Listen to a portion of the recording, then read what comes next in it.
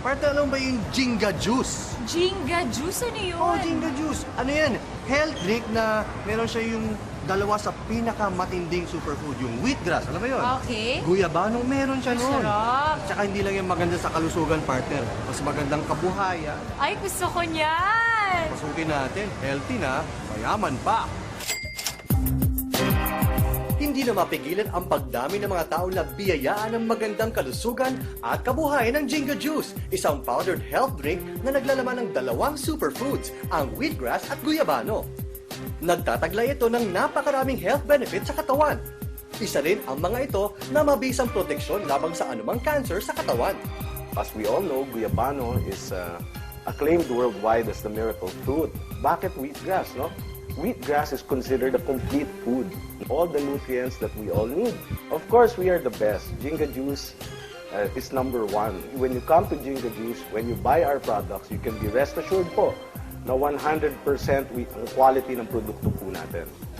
At nasa likod ng matagumpay na kumpanyang My Jinga Juice Incorporated ay sila Mauro Rivera, Atty. Florentino Mabasa, at Gary Norman na isang icon sa business industry dahil sa galing nito sa sales at leadership kung saan marami ang na-inspire sa kanyang tagumpay.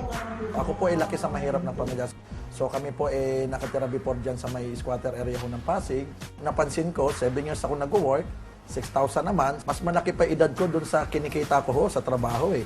So doon ako nag-isip na ano ho bang negosyo ang pwede ko hong mapasok na para magbago naman ho ang buhay ko.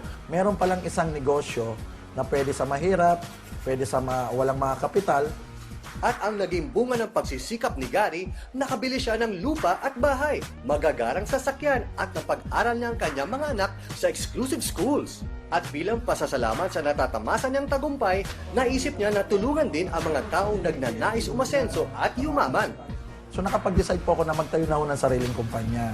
So yun po yung Jinga Juice. Umiikot ako ng buong Pilipinas at nagtotoko ako, nagbabagsak kami ng mga training.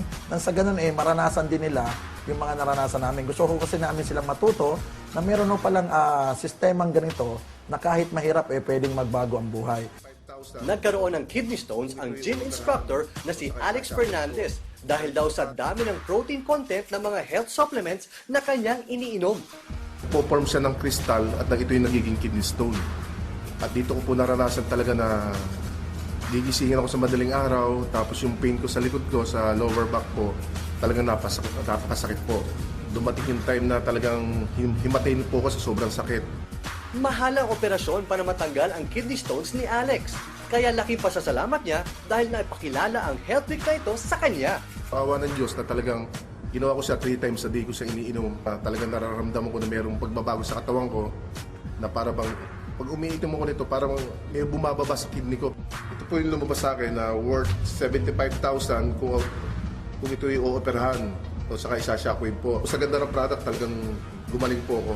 Nabago naman ang buhay ng dating service crew na si Bong Plata nang seryosohin niya ang negosyo sa Jinga Juice.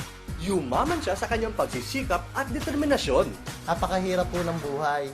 Pag nag-overtime ka, minsan halos walang bayad.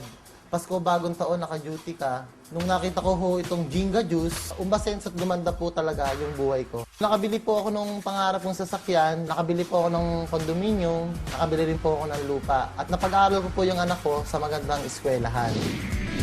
So iniimbitahan ko kayong lahat na makarating ho dito sa My Jinga Juice Office, Tycoon Building, dito ho sa may Pasig Ortigas Center. So meron ho tayong libreng orientation sa product ko at bukod doon sa negosyo. At ito po libre. So maganda ho, makarating ho kayo para makita nyo kung gaano ho kaganda ang produkto at negosyo ho namin.